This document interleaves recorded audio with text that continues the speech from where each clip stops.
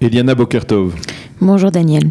Alors, en cette journée du Yom HaShoah, vous avez bien entendu choisi de consacrer votre chronique à, on va dire, un des aspects du souvenir et en particulier un témoignage qui est lié donc au procès d'Adolf Eichmann en Israël. Plus particulièrement, j'aimerais ce matin parler un petit peu de la déportation des Juifs de Salonique.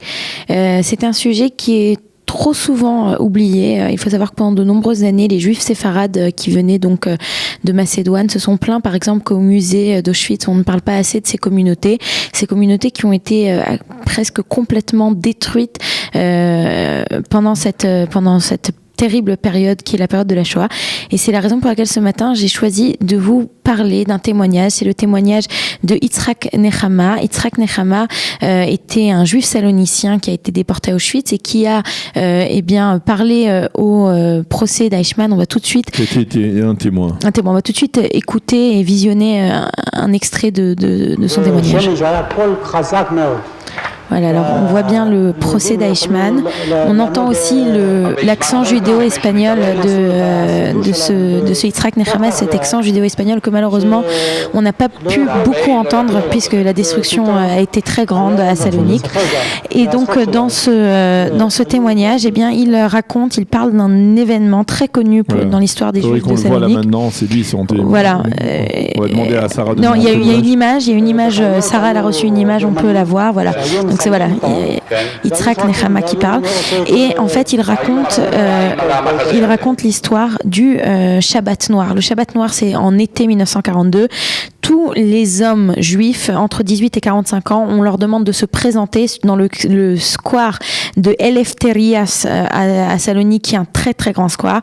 On a entre 6 000 et 7 000 personnes qui sont rassemblées et ces personnes sont gardées par des soldats allemands et toutes ces 6 000, 7 000 personnes vont être torturées en public et humiliées jusqu'au moment où on va les arrêter, et à partir du moment où on va les arrêter, les Allemands vont demander une rançon complètement folle de 2,5 milliards d'armes, qui est une somme incroyable pour l'époque. À la communauté juive. Et en fait, c'est le début véritablement de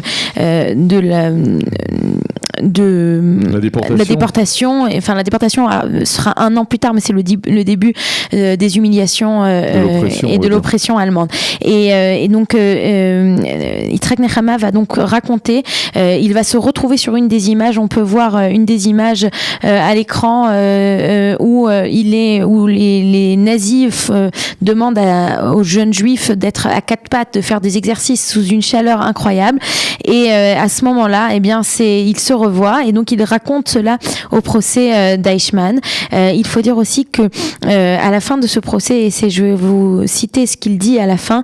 On lui pose des questions de qu'est-ce que c'était, puisqu'il est allé jusqu'à Auschwitz. Il est sorti d'Auschwitz et à la fin on lui demande vous savez combien de personnes sont encore en vie de Salonique? Et il dit oui, je vais vous dire. 56 000 juifs ont quitté Salonique dans les transports vers les camps et seulement 1950 d'entre eux sont retournés. Ils vont lui demander, et des personnes qui étaient avec vous, qui étaient dans votre propre transport, donc dans ces 1000 personnes qui sont parties avec vous à Auschwitz, il répond, il y en a 4 qui sont revenus avec moi. Voilà, donc c'est ça l'histoire des Juifs de Salonique, une histoire qui est malheureusement un peu trop inconnue, et c'est une histoire où on a une communauté qui était florissante pendant il faut rappeler que la 1000 ans. Communauté juive de Salonique, c'était une des plus belles communautés du bassin méditerranéen, que le port de Salonique était fermé le Shabbat, voilà. Que ce sont des ouvriers de Salonique qui ont construit le port de Tel Aviv, si je ne m'abuse, et de Haïfa d'abord, et celui de Tel Aviv, voilà, également. Donc il y avait énormément bien entendu de liens, et cette communauté, elle a totalement disparu. Il y a aujourd'hui, on peut dire, 1 millier de juifs aujourd'hui à Salonique. La communauté existe encore, avec certains biens qui ont survécu à la Shoah, mais c'est une communauté qui a été extrêmement frappée par le drame, par la Shoah. Et donc c'était important pour moi d'en parler aujourd'hui, de se remémorer, de comprendre que la Shoah n'a pas été seulement une Shoah ashkénaze, elle a touché à tous les juifs. Les juifs des pays Balkans en particulier. Merci beaucoup. Vous aimez l'histoire juive ?